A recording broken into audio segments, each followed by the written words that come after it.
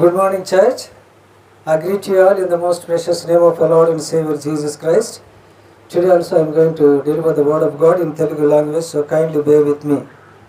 ప్రభు అయిన యేసుక్రీస్తు నామములో దేవుని సన్నిధిలో ఉన్న మీకందరికీ నా యొక్క వందనాలు చెల్లిస్తున్నా. మీరు దేవుని సన్నిధిలో గడిపే ప్రతి క్షణము మీకు ఆశీర్వాదకరంగా ఉండాలని దైవ సేవకునిగా నా యొక్క ప్రార్థన. పరిశుద్ధమైన గ్రంథము నుంచి సామెతల గ్రంథము 3వ అధ్యాయము, సామెతల గ్రంథము 3వ అధ్యాయము 1 నుంచి 5 వచనాల వరకు మనం చదువుకున్నాం. ఓకే, 1 నుంచి 5 వచనాల వరకు. మొదటి వచనాన్ని మనం చదువుకుందాం. మొదటి వచనం, నా కుమారుడా నా ఉపదేశమును మరువకుము, నా ఆజ్ఞలను హృదయపూర్వకముగా గైకొనుము. ఓకే, ఇక్కడ తండ్రి కుమారునికి సలహా ఇస్తున్నాడు. నా కుమారుడా, లేదా పిల్లలకి, కుమారుడా కాదు పోని పిల్లలు, నేనిచ్చే ఉపదేశాలు, నేనిచ్చే సలహాలు మీరు మరవద్దు. అన్నీ గుర్తుంటాయి, తల్లిదండ్రులు ఇచ్చిన సలహాలే గుర్తుండవు. అర్థమవుతుందా? అన్నీ గుర్తుంటాయి, ఫ్రెండ్స్ చెప్పినాయి కదా, మన వీధిలో తిరిగి అన్నీ గుర్తుంటాయి. ఏది ముఖ్యమో అదే మనం మర్చిపోతాం. కానీ ఇక్కడ తండ్రి ఆత్మీయంగా కానీ మనం చూస్తే, తండ్రి అయిన దేవుడు విశ్వాసులైన మనకు చెబుతున్న మాట, నా కుమారుడా కాదు, అక్కడ నా పిల్లలారా, నా సంతానమా, నేనిచ్చే ఉపదేశాలు, నేనిచ్చే సలహాలు మీరు మరువవద్దు. అంటే ఏమిచ్చాను నేను ఇంతకుముందు? ఏమని ఇచ్చానా? ఓకే, నేను ఇంతకుముందు ఇచ్చినవి, భవిష్యత్తులో ఇవ్వబోయేవి ఏది కూడా మరవద్దు అంటున్నాడు. అది చాలా ప్రాముఖ్యమైన విషయం. ప్రతి క్రైస్తవుడు నేర్చుకోవలసింది ఏమిటి అంటే, ఈరోజు మన అంశం కూడా అంటే, మన అంశం ఈరోజు ఏంటంటే, let every Christian be like this. ప్రతి క్రైస్తవుడు ఈ విధంగా ఉండాలట. ఏ విధంగా ఉండాలి? మర్చిపోయే క్రైస్తవుడిగా.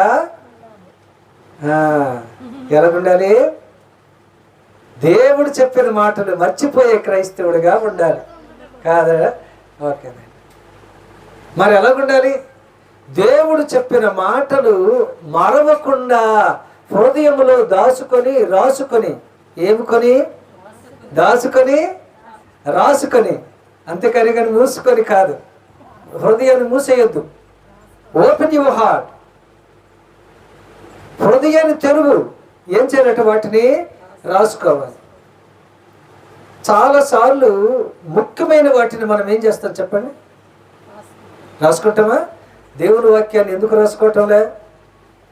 Because that is not very ముఖ్యం. అది ముఖ్యం కాదని అనుకుంటున్నాం మనం.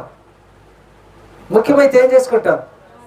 రాసుకుంటాం, రాసుకొని దాచుకుంటాం. కానీ అది చేసుకోవటంలే. జాగ్రత్త కింద ఎలా ఉండాలంటే, ప్రతి క్రైస్తవుడు ఈ విధంగా ఉండాలి. 3 విషయాలు మనం చూసుకుందాం. చూడండి, మొదటిది 1వ వచనము 3వ వచనం. దాంట్లోనే 1వ వచనం 3వ వచనం చదవండి. నా కుమారుడా నా ఉపదేశమును మరువకు, నా ఆజ్ఞలను హృదయపూర్వకంగా గైకొను. 3వ వచనం, దయను నిన్ను విడిచిపోనీయకుము, వాటిని ధరించుకొనుము. జాగ్రత్తగా నీ హృదయం అనే పలక మీద వాటిని రాసుకో. మామూలు మాటలు ఎక్కడ రాసుకుంటాం? పేపర్. ఓకే, ఒక పీస్ ఆఫ్ పేపర్ మీద రాసుకుంటాం. ఓకే, దేవుని మాటలు వీటిని కూడా ఒక పీస్ ఆఫ్ పేపర్ మీద రాసుకుంటాం. అదేండి, జల్లారా, పెద్ద బహిరంగ సభలు మా పాస్టర్ గారు, జల్లారా, విశ్వాసులారా, దేవుని బిడ్డలారా, ఈరోజు నేను నీకు మంచి ప్రసంగం చెబుదాం అనుకున్నా, నా ప్రసంగం ఎగిరిపోయింది అన్నాడండి కదండి. ఇలా పెట్టారు. ఓకే, ఇలా పెట్టారు. సరిగ్గా అది వేసవకాలం కదా, బహిరంగ సభ సరిగ్గా పెద్ద ఫ్యాన్ దీని తనగా పెట్టాడు ఆయన. అది ఒక్కొక్కటి ఇలా తిరగేసి ఇది కూడా ఇలా ఎగిరిపోయింది. ఏమైందట? నిజమే ఆయన చెప్పింది, నా ప్రసంగం ఏమైంది? ఎగిరిపోయింది అన్నాడు. అయినా పర్వాలేదు, తను తాను వెనకాలన్నాడు. ఏమంటావు, తొందరగా తండ్రి వాక్యం చెప్ప అంటున్నాడు. కాగితాల మీద రాసుకుంటే ఏమవుతుందట? తను తానే. నీ హృదయం అనే పలక మీద ఏం చేసుకోవాలటండి? రాసుకోవాలి. అందుకని యోబేలు గ్రంథం మీరు చదివితేనండి, చివరి దినాల్లోనట ఆహారము, బట్టలు, నీరు కాదట, దేవుని వాక్యము కరువు. ఇప్పుడు మేము అరుస్తున్నాం. ఇప్పుడు ఏంటట? వీఆర్ అరిసింగ్ బట్ యు ఆర్ నాట్ వినింగ్. కానీ చివరి దినాల్లో నటండి మీరు అరుస్తారట, పాస్టర్ గారు వాక్యం చెప్పండి అని. అప్పుడు మేము నాట్ వినింగ్, మేము వినం. అప్పుడు వాక్యము కరువు అవుతుంది అని క్రిస్టల్ క్లియర్ చక్కగా అక్కడ రాయబడి ఉందండి. కాబట్టి దయచేసి దేవుని వాక్య విషయములో అశ్రద్ధ చెయ్యొద్దు. కానీ అన్నిటికీ సమయం ఉంటుందా? వాక్యాన్ని జాగ్రత్తగా రోజుకొక వాక్యాన్ని ఇక్కడ రాసుకోవడానికి ఏముండదు. ఇక్కడ రాసుకోవడం అంటే అర్థం ఏంటి? రోజుకొక వాక్యాన్ని ఏం చేయాలి? మనం కంఠస్థం. బైబిల్ మొత్తం మనం చదవలేము, బైబిల్ మొత్తాన్ని మనము చదవలేము. కానీ కనీసం కొన్ని ముఖ్యమైనవి అన్నా ఇక్కడ రాసుకోలేమా? రాసుకోగలం. కాబట్టి ఐక్యూ పార్ట్ బి, ఇంగ్లీష్ అక్షరాలు ఐ క్యూ పార్ట్ బి. ఇంతకుముందు పార్ట్ ఏ చెప్పాం, ఇప్పుడు పార్ట్ బి. ఓకే, ఇక్కడ ఏమనుంది? నా కుమారుడా నా ఉపదేశాన్ని జాగ్రత్త. దేవుడు చెప్పినట్టుగా చేస్తుంటే నా కుమారుడా, నా బుజ్జి, నా కన్నా, నా చిట్లు తండ్రి, ఇలాంటి పదాలే వస్తాయి. దేవుడు చెప్పినట్టు వినకపోతే నా కుమారుడా రాదు. అదే అంటారు. అదే అంటే అర్థం ఏంటి? అదేదోలే. ఇంతకుముందు నా బుజ్జి, నా కన్నా, నా బంగారం, నా వెండి అన్నారా? ఇప్పుడు నువ్వు ఎప్పుడు అదే పనులు చేస్తావు ఏమంటారట? కోపం వచ్చేస్తావు. ఈ భూమి మీద అందరికంటే సాత్వికుడు అటండి ఎవరు? ఈ భూమి మీద అందరికంటే సాత్వికుడు మోషే. కానీ ఆయనకి కూడా కోపం వచ్చిందట ఇశ్రాయేలు చేసే పని చూసి. దేవుడు ఎప్పుడు చెప్పింది అప్పుడు హృదయం అనే పలక మీద రాసుకోండి, ఎప్పుడు అంటే అప్పుడు మర్చిపోతారేంటి? ద్రోహులారా అన్నాడు. అంటే అంత సాత్వికం ఉన్న వ్యక్తికే ఏమొచ్చాను?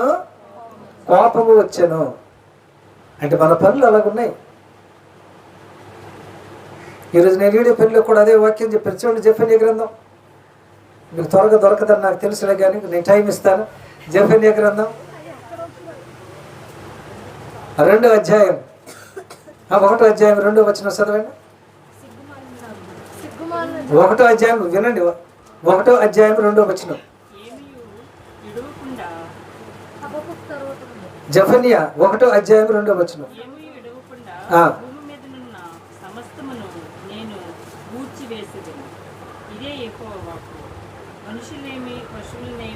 రెండో వచనం వినండి. అది ఎన్నో అధ్యాయం?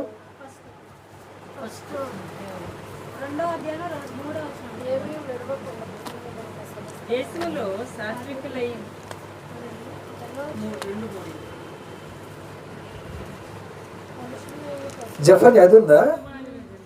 అది కాదండి, అది 2వ అధ్యాయం 1వ. మళ్ళీ మాట్లాడితే సిగ్గుమాలిన కోపం వస్తుంది. 7 సార్లు సిగ్గుమాలినని నేను 1వ అధ్యాయం అంటుంటే ఓకే, ఏమనుంది అక్కడ?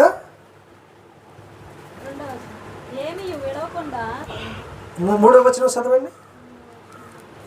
మనుషులనేమి పశువులనేమి నేను ఊడ్చివేసేదను.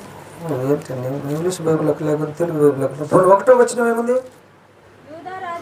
యూదారాజుకు ఆమోను కుమారుడైన యెషయా దినములలో హిజ్కియాకు పుట్టిన అమర్యా కుమారుడగు గెదల్యాకు జననమైన కూషీ కుమారుడగు యెఫన్యాకు ప్రత్యక్షమైన యెహోవా వాక్కు, ఏమీ విడవకుండా భూమి మీద ఉన్న సమస్తమును నేను మూడ్చివేశాను.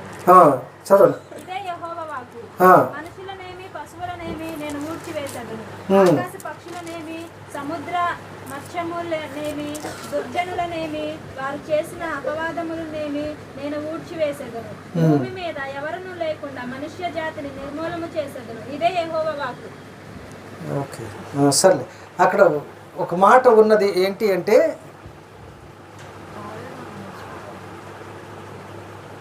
ఇంకా సమయం రాలేదు, కంగారు పడొద్దు. ఇంకా సమయము రాలేదు, కంగారు పడొద్దని. ఏమిటట? ఏం పడొద్దు? కంగారు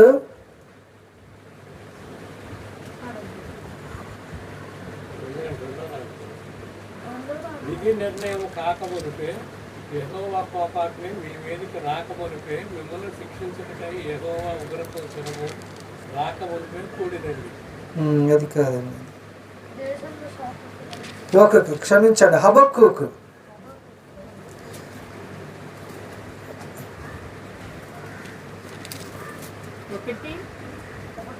3వ వచనం చదువుతారా? రెండు అధ్యాయం 3వ వచనం. బాధ నీ వేళ ఓరక చూస్తున్నాము, ఎక్కడ చూసినను నాశనమును బలాత్కారమును పగపడుతున్నవి, జగడమును కలహమును రేపుతున్నవి. 2:3 అండి.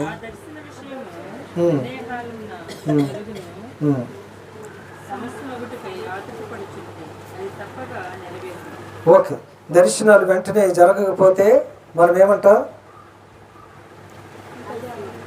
దర్శనం వెంటనే జరగకపోతే మనం ఏమంటాం? ఆలస్యమైంది, దేవుడు నిజంగానే దర్శనం కాదు అంటాం. కానీ దర్శనానికి ఏమవుతుందటండి? దేవుడు ఒక టయాన్ని నిర్ణయిస్తాడు, ఆ టైంలో తప్పకుండా జరగదు. ఒకసారి అది ఒక రోజు అవ్వచ్చు, ఒక సంవత్సరం అవ్వచ్చు కదండి, కొన్నిసార్లు.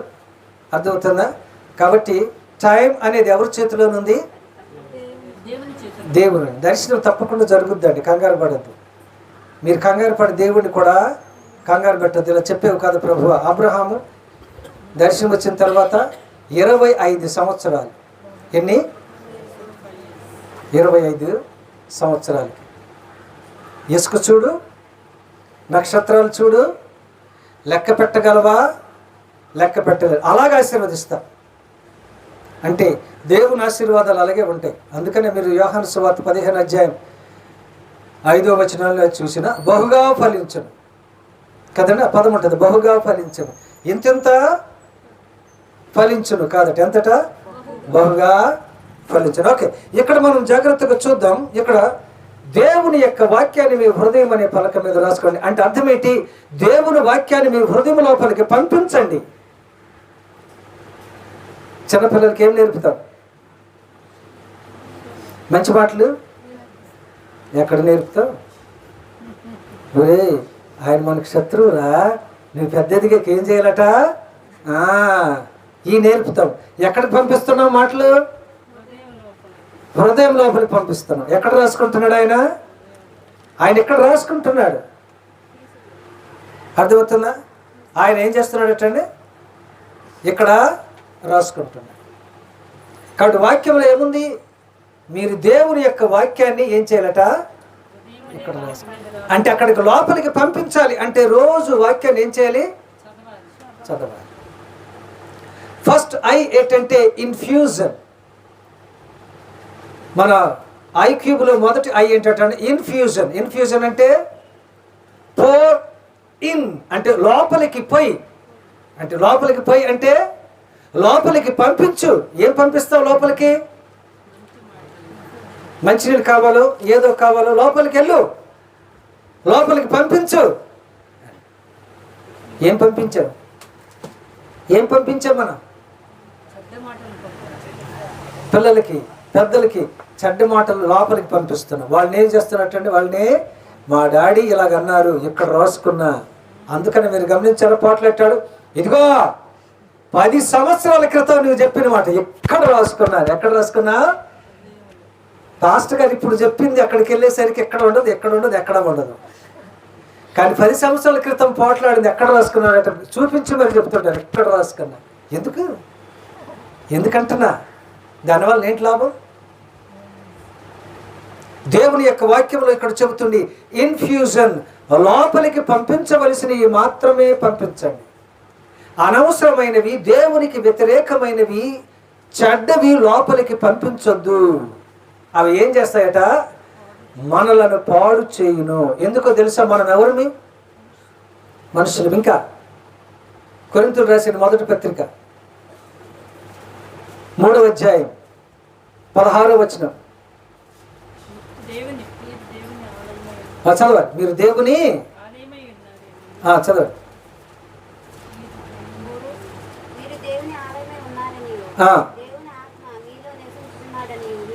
మీరు ఎరుగరా?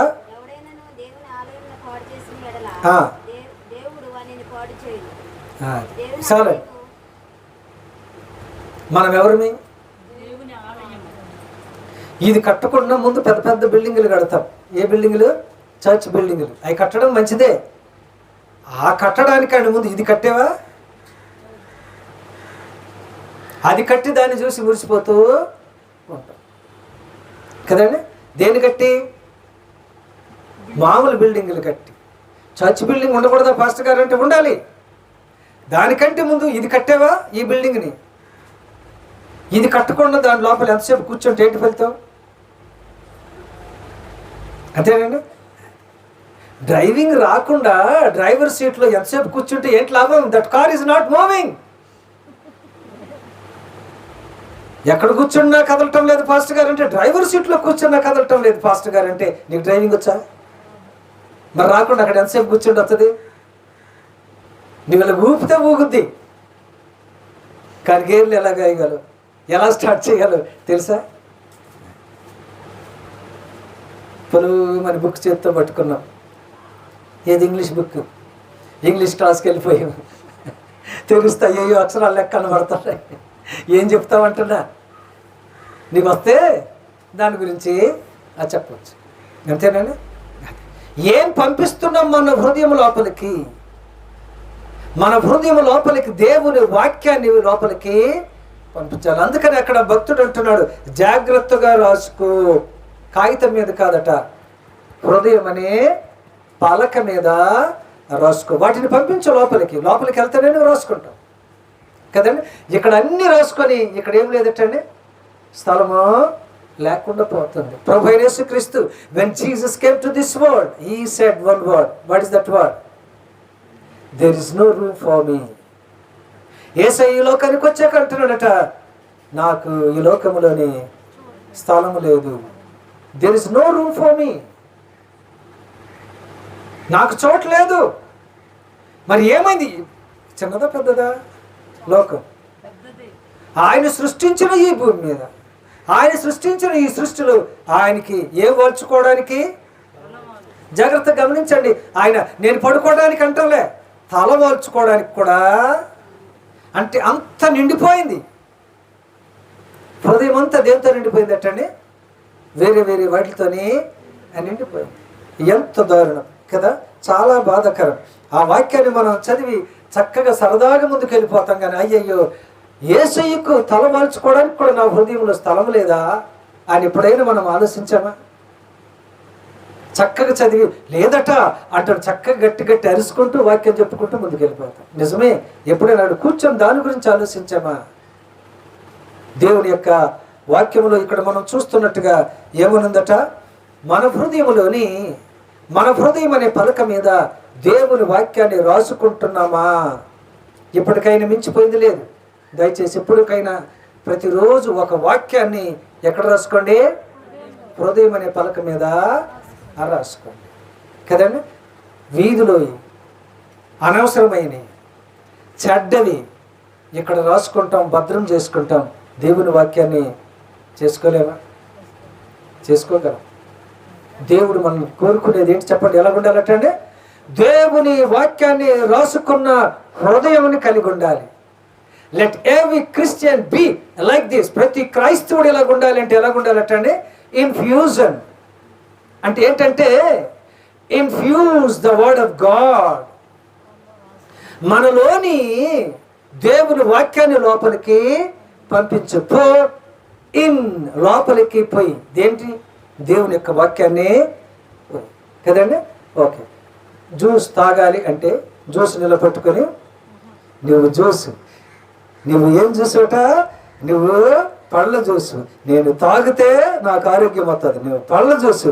నేను తాగితే నాకు ఆరోగ్యం వస్తుంది అని చూసుకుంటూ చెప్పుకుంటున్నాను. ఏమవుతుంది? ఆరోగ్యం వస్తుందా? వచ్చదండి. పేషెంట్ డాక్టర్ దగ్గరికి వెళ్ళాడట. డాక్టర్ గారు నాకు ఇది అన్నాడట. సర్లే అయితే ఇదిగో అని 3 రకాలు రాసి ఇది వేసుకో అన్నాడట. సరే డాక్టర్ గారు వేసుకో, నాకు 1 రోజుల తర్వాత కనబడు అన్నాడట. సర్లే డాక్టర్ గారు అని వెళ్ళి ఈయన పాపం వేసుకొని మళ్ళీ 1 రోజుల తర్వాత వచ్చి, నీకు బుద్ధి ఉందా లేదా డాక్టర్ గారు అంటే, ఏంటంటే నువ్వు చెప్పినట్టుగా నేను వేసుకున్నా కానీ అదేంటట తగ్గలేదు అన్నాడట. అసలు ఈ తగ్గద్దే అంటున్నాడట. నీకు అనుమానమా? ఇక వచ్చాడు జేబులో వేసుకున్నానంటేనే చూపిస్తా. ఎక్కడ వేసుకున్నాడు? ఎక్కడ వేసుకోమన్నాడు? పెచ్చమాల అంతేనండి, నోట్లో వేసుకోవాలి కదండి. దేవుని వాక్యం ఎక్కడ రాసుకోవాలంటే ఇక్కడ రాసుకోండి. ఎందుకంటే ఒకనొక రోజున భవిష్యత్తులో ఒకవేళ మన చేతిలో బైబిల్ లేకపోయినా you must be able to preach and teach the word of God without opening your Bible. ఇక్కడ రాసుకొని ఉంటే బైబిల్ లేకుండా కూడా నీవు బోధించవచ్చు, ప్రకటించవచ్చు దేవుని వాక్యాన్ని. ఎందుకని? ఆల్రెడీ ఇక్కడ రాసే అవున్నాయి కాబట్టి. అర్థమవుతుందండి? లేకపోతే ఎంతసేపు తిరిగేస్తూ అవి ఉంటారు. ఒక రెండవ విషయం మనం చూద్దాం. చూడండి, రెండవ విషయం. ఓకే, మత్తయి సువార్త 10వ అధ్యాయం 16వ వచనం. Matthew chapter 10 verse 16. ఇదిగో తోడేళ్ల మధ్యకు నేను మిమ్మల్ని పంపుచున్నా కనుక పాముల వలె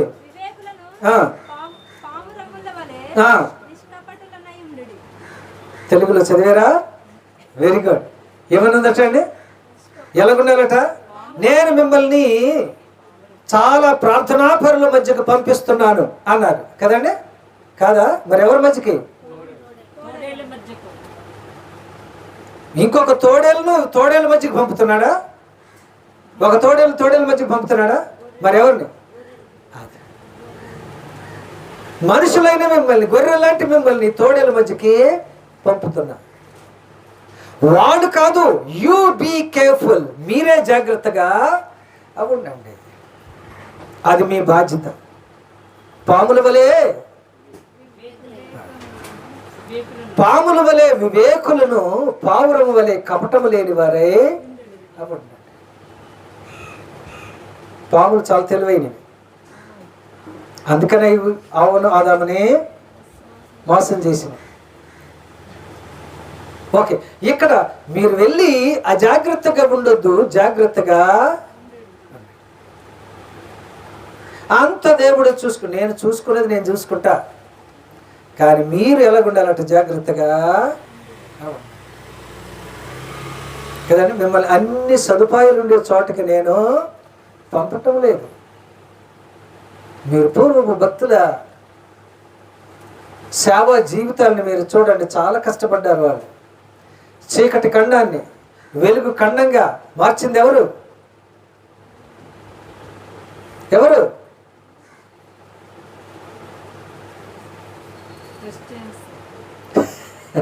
ఎందుకు వచ్చింది వాదన? నిజం, ఏమో కానీ మొత్తానికి బైబిల్లో ఉందండి అన్నట్టుగా. ఏం పేరు?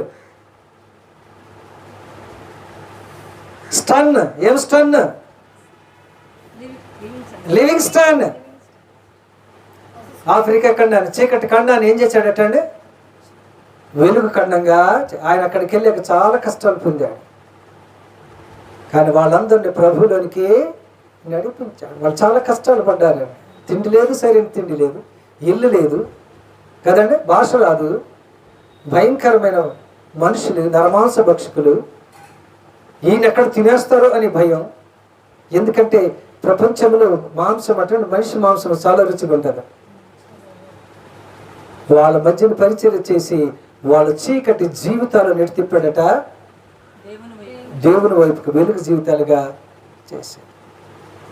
కాబట్టి ఇక్కడ మత్తయి సువార్త 10వ అధ్యాయము 16వ వచన ప్రకారంగా మీరు తెలివిగా ఉండని అంటే రెండవ ఐ ఏంటంటే ఇన్జెన్యూనిటీ. ఇన్జెన్యూనిటీ చూడండి 16వ వచనంలో మనం అక్కడ చదివింది ఏంటి? మీరు పాముల వలె తెలివిగా ఉండండి అంటే తెలుగు అంటే ఇన్జెన్యూనిటీ. ఇన్జెన్యూనిటీ అంటే బి విట్టి. బి విట్టి అంటే తెలివిగా ఉండండి. మనిషి చాలా క్రైస్తవుడండి ఎందుకు పాడైపోతున్నాడో తెలుసా? ఎందుకు పాడైపోతున్నాడు? వెరీ గుడ్, చదువుదాం. చూడండి, చదువుదామా? ఒక హోషియా గ్రంథం 4వ అధ్యాయం 6వ వచనం. హోషియా గ్రంథం 4వ అధ్యాయం 6వ వచనం తీయాలి, బయట చూడద్దు. బైబిల్ తేండి, నేను చెప్పినప్పుడు తీసి చదువుతుండాలి. 4వ అధ్యాయం 6వ వచనం. నా జనులు జ్ఞానము లేని వారై నశించుతున్నారు. అలాగనే ఉందా? నా జనులు తిండి లేక నశించుతున్నారని ఉందా? ఎందుకు లేదు? మనకి జ్ఞానం లేదా? మరి ఏ జ్ఞానం గురించి మాట్లాడుతున్నాడు దేవుడు? What kind of knowledge God is talking about? ఏ రకపు జ్ఞానం గురించి దేవుడు మాట్లాడుతున్నాడు?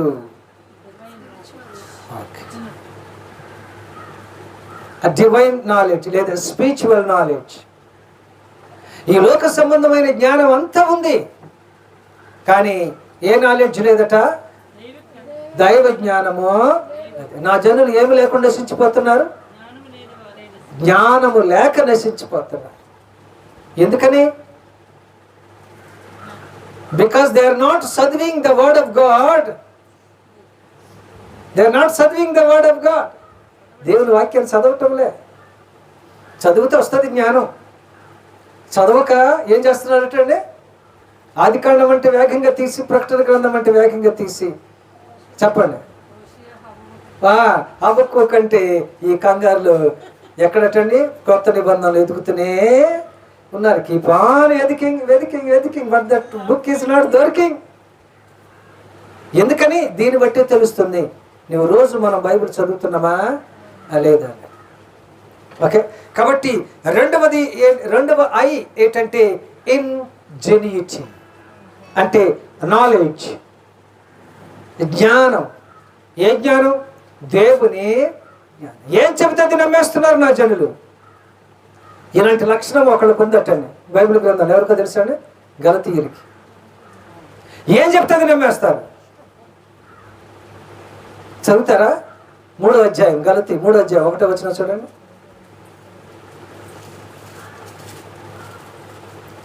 చదవండి, 2:30 అయిపోయింది టైం.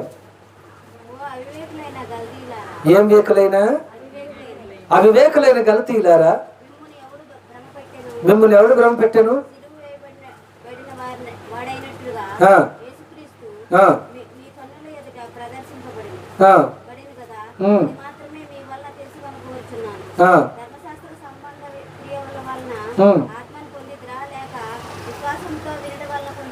చూసారా? పౌలు వచ్చి చెప్పాక చక్కగా దేవుని వాక్యం విన్నారు, మారు మనసు పొందారు. మళ్ళీ ఎవడో వచ్చి చెప్తే మళ్ళీ ఏదో వింటున్నారు. అంటే ఎవడేం చెప్తే అది వింటున్నారు. ఏంటంటే చాలా మీరింత ఒరిజినల్ తెలుగులో చెప్పండి. ఒరిజినల్ తెలుగులో మూర్ఖులు. ఎంత మూర్ఖులు అయ్యారా? అది మంచి తెలుగు. ఒరిజినల్ తెలుగులో చెప్పాలంటే ఇంత మూర్ఖులు అయ్యారా మీరు? నేను చెప్పిందంత ఎక్కడికి వెళ్ళింది? దేవుడు చెప్పిందంత ఎక్కడికి వెళ్ళింది? మళ్ళీ ఏంటి? అవబోతే నేను అంటే దేవుడు చెప్పిందంత ఎట్టు వెళ్ళిపోయింది అంటున్నా. నా బాధ ఎట్టు వెళ్ళిపోయింది? వాళ్ళే కాదు, మనం కూడా అంతే. ల్యాక్ ఆఫ్ ఇన్జెన్యూటీ, జ్ఞానము తక్కువ. ఏంటంటే జ్ఞానము తక్కువ. ఏం లేక నశించిపోతున్నారు నా పిల్లలు.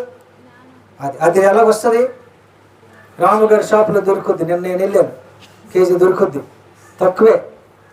కొనుక్కుంటారా? ఎందుకని? బైబిల్ గ్రంథాన్ని దయచేసి ప్రతిరోజు ఇంగ్లీష్లో పాట తెలుసా? Read your Bible, pray every day, pray every day, pray every day. Read your Bible, pray every day, you will grow grow grow. రోజు మీరు బైబిల్ చదివి ప్రార్థన చేస్తే ఎదుగుతామట. If you forget your Bible, refuse to pray, refuse to pray, refuse to pray, you will sink, sink, sink. Bible నట రోజు మనం చదవకుండా మానేస్తేనట మునిగిపోతామట. ఏం చేద్దాం ఇప్పుడు? రెండు చేయం పాస్టర్ గారు అంటారా? ఏం చేద్దామంటున్నా? దేవుని యొక్క వాక్యాన్ని మనం ప్రతిరోజు చదివితే దేవుడు ఏం చేస్తాడంటే జ్ఞానాన్ని ఇస్తాడు. మనం ఎలా ఉండాలో, జాగ్రత్తగా ఉండాలో దేవుడే జ్ఞానం ఇస్తాడు. అప్పుడు ఎంతమంది ఏం చేసినా, సాతానుడు ఎన్ని ప్రయత్నాలు చేసినా మనం ఏం చోట పాపములోనే పడం. అంటే నాకు బైబిల్ తెలుసు, నేను తెలివిలేనివాడిని కాదు. అర్థమవుతుందండి? కొంతమందికి బలం ఉంటుంది, తెలివి ఉండదు. ఎవరు చెప్పండి? సంసార్ మంచి బలవంతుడు, మంచి తెలివివంతువాడు అని లేదు. అంటే తెలివైన వాడు కూడా పడేసాడులేదు. అర్థవుతుందా? కాబట్టి బలం ఉన్నవాడికి భక్తి లేదు, భక్తి ఉన్నవాడికి బలం లేదు, రెండు ఉన్నవాడికి ఆత్మీయ జీవితం లేదు, ప్రార్థనా జీవితమా లేదు. ఓకే, కాబట్టి చూడండి, రెండవది ఏంటంట? ఇంజెన్యూటీ, జ్ఞానం, విశ్వాస జ్ఞానం, క్రైస్తవ జ్ఞానం, దేవుని జ్ఞానం ప్రతి క్రైస్తవునికి అవసరం. అది లేకపోతే ఏమవుతాం? అమెరికా వెళ్తామా? అదేమవుతామట? పడిపోతాము. ఓకే, మూడవది మనం చూద్దాం. చూడండి, సామెతల గ్రంథంలోనే చదవండి, 2వ వచనం నుండి చదవండి. అవి దీర్ఘాయువును సుఖజీవంతో గడుచు సంవత్సరములను శాంతిని ఎప్పుడు ఇస్తాయి? మీరు బలంగా ఉంటే, దేంట్లో మీరు బలంగా ఉంటే ఇవన్నీ వస్తాయి, ఏమి లేకుండా రావు. పాస్టర్ గారు అన్నారని నేను అంటాం కాదు, వాక్యం చెప్తుంది. ఏంటట? నేను చెప్పినా కానీ జరగవు. దేవుని వాక్యం చెప్తేనే ఇవన్నీ జరగాలంటే నువ్వు ఎలా ఉండాలంటే ఆత్మీయతలో బలంగా ఉండాలి, ప్రార్థనలో బలంగా ఉండాలి, విశ్వాసములో బలంగా ఉండాలి, వాక్యం చదవటంలో బలంగా ఉండాలి. బలంగా లేకపోతే ఎలా? అర్థమవుతుందా? చదువుదామా ఒక వచనం? ఓకే, కొరింథీ మొదటి పత్రిక 16వ అధ్యాయం 13వ వచనం.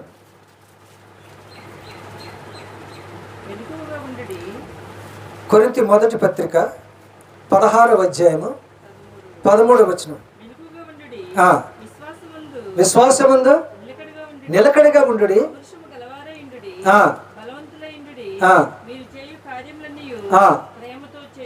ఎలాగుండాలంటే నిలకడగా ఉండుడి అంటే ఏంటి? బీ ఫర్మ్, గట్టిగా ఉండు అంటే. ఇంకొక మూడవ ఐ ఏంటంటే ఇన్గ్రైన్డ్నెస్. ఇన్గ్రైన్డ్నెస్ అంటే stability. Be firm, be strong. సులువైన తెలుగులో కూడా చెప్తున్నా, బీ స్ట్రాంగ్ లేదా be firm, FIRM, be firm. గట్టిగా ఉండండి. అన్నిట్లో గట్టిగానే ఉంటాం. ఆడు ఇంత మాట అన్నాడా అంతే, నేను అంతనా అల్లి ఏంటంటే ఇంత మాట అంటే అసలు నాకు సిగ్గులేదనుకుంటున్నారా, వెళ్తానా? దీంట్లో మాత్రం గట్టిగానే ఉంటాం. దీంట్లో ఉండం గట్టిగా, వాక్యంలో ఉండం, ప్రార్థనలో ఉండం, విశ్వాసంలో. దీనికి మాత్రం వంకలు అయ్యగారండి చెప్పారు. అసాతాండు ఆడొకడు తేరగా దొరికాడు మనకి. పనికి బయలు పనులు మనం చేసి ఎవరి మీద పెడతామట? ఆడ చెప్తున్నాడు, తేరగా దొరికాడు సాతాండు. మాట్లాడితే సాతాండు ఇలా చేశాడండి. ఎవరు చేశాడండి? ఆయన ఏం చేశాడు? చూసారా, ఈ దరిద్రపు లక్షణం అండి పోవటంలో మనిషి నుంచి. మనం తప్పు చేయటం, సాతాన్ని తిట్టడం. ఆయన ఇలా చేశాడండి, ఆయన ఇలా చేశాడండి, నేను చేశాను కాదు. ఈ దరిద్రపు అలవాటు మొట్టమొదటి నుంచి కూడా వస్తుంది, అవ్వాదం దగ్గర నుంచి. వీళ్ళు తప్పు చేయటం, సాతాన్ని తిట్టడం. తప్పో రైటో మనకు తెలియదా?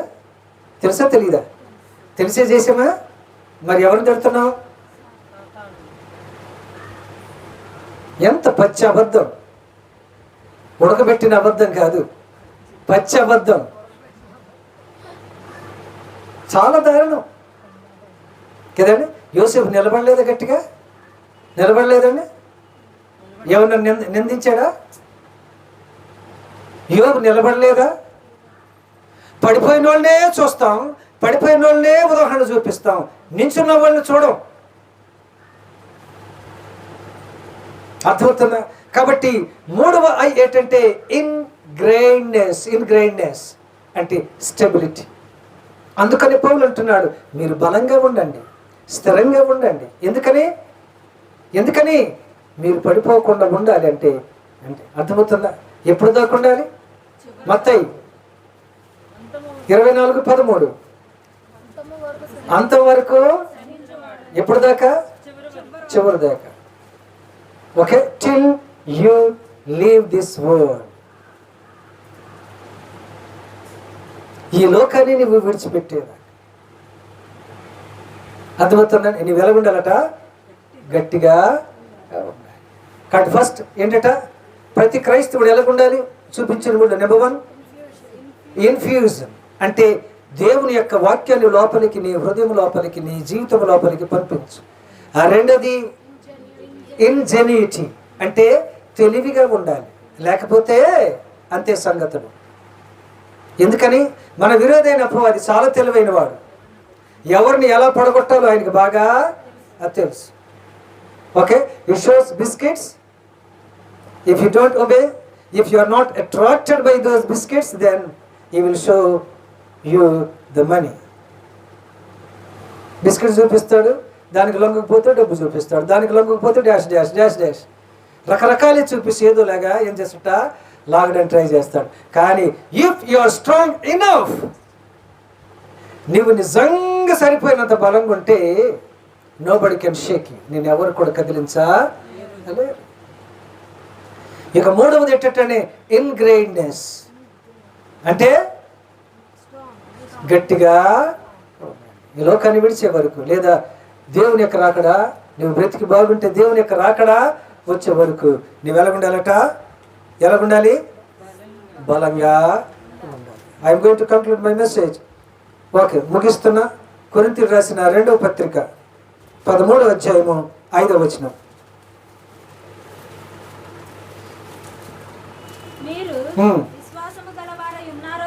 లేరు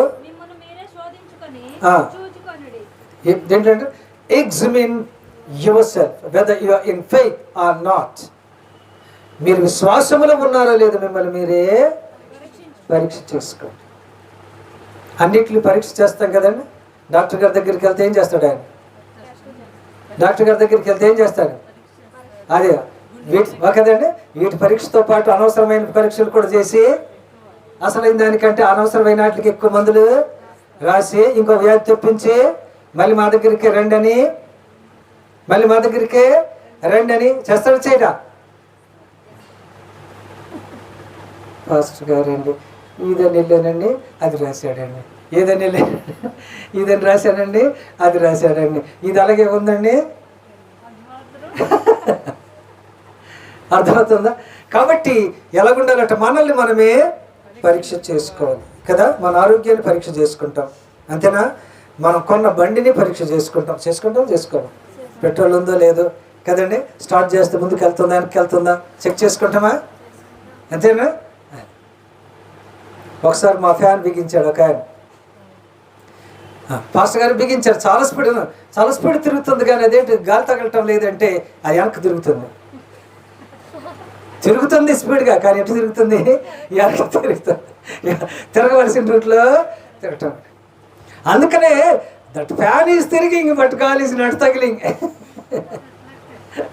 పెద్ద సమస్య. అమ్మ ఇలా తిరుగుతుంది ఏంటి మాస్టర్ గారు అని మళ్ళీ ఆయన ఆన్ చేసి మళ్ళీ తిరిగేలాగా చేసి అర్థమవుతుందా? కాబట్టి మనల్ని మనం చెక్ చేసుకుందాం. ప్రభువా, నీవు కోరిన రీతిగా నీకు ఇష్టానుసారంగా నేను బ్రతుకుతున్నానా లేదా? నా ఇష్టానుసారంగా బ్రతుకుతున్నానా? అయితే వద్దు, దేవునికి ఇష్టానుసారంగా బ్రతకడమే మంచిది. అందుకనే సౌలుకి సమూయేలు ఏం చెప్పాడు తెలుసాడు? నీకు ఇష్టం వచ్చినట్టు ఇవ్వద్దు, నీకు ఇష్టం వచ్చినట్టు చేయొద్దు. దేవునికి ఇష్టం వచ్చినట్టు నువ్వు చేయలేదు సౌలా. కాబట్టి God has removed and rejected your post. Removed from your post and rejected. తీసేసాడు అంతే. నేను ఇక నువ్వు రాజుగా ఉండటానికి అర్హుడివి. కొద్ది కాలం ఉంటావు, కానీ నీ తర్వాత నీ కుమారుడు ఇంకొక వ్యక్తిని దేవుడు ఏర్పాటు చేసుకున్నాడు. చూసారా? దేవునికి ఇష్టం వచ్చినట్టుగా బ్రతకాలి, మన ఇష్టానుసారంగా కాదు. అర్థమవుతుందా? అది ఎంత ఖరీదైందైనా కానీ if God says no, no, that's all. ఇది ఎంత రేట్ అయినా అంత రేట్ అయినా అని చెప్పొద్దు. ఎంత రేట్ అయినా God can, listen to me, God can give you better than your best. ఈ సృష్టిలో నువ్వు ఏదైతే బెస్ట్ అనుకుంటున్నావో దానికంటే ఉన్నతమైంది దేవుడు ఇవ్వగలడు. ఇది పోయిందని బాధపడద్దు. నేను అందుకనే చెప్తున్నా, the door is shut or the door is closed but it's not locked. అర్థమవుతుందా? The door is closed but it's not locked. దగ్గరికి అలాగా మూసి ఉంది, లాక్ చేయలేదు. Push it and step in. తోయ్ లోపలికి వెళ్ళాం. చాలాసార్లు మనం అనుకుంటాం దేవుడు తలుపులు మూసేశాడేమో. తలుపులు మూసాడు కానీ తాళం వేయలే. కంగారు ఎందుకు? అర్థమవుతుందండి. కానీ దేవుడిచ్చే ఆశీర్వాదాలు మనం పొందాలంటే ఏంటంటే మనల్ని మనం చెక్ చేసుకొని చెప్పిన 3 విధాలుగా మనం ఉన్నప్పుడు దేవుడు తప్పకుండా మనలను మన బిడ్డలను ఆశీర్వదిస్తాడు. అలాంటి ఆశీర్వాదాలు మనం పొందటానికి పరిశుద్ధాత్మ దేవుడు మనకు సహాయం చేయనుగాక. ఆమె. పరిశుద్ధుడా మీకు వందనాలు. వాక్యమైన బిడ్డలందరినీ మీరు ఆశీర్వదించమని క్రీస్తు నామమున వేడుకొనుచున్నాను తండ్రి. ఆమె. God bless you all.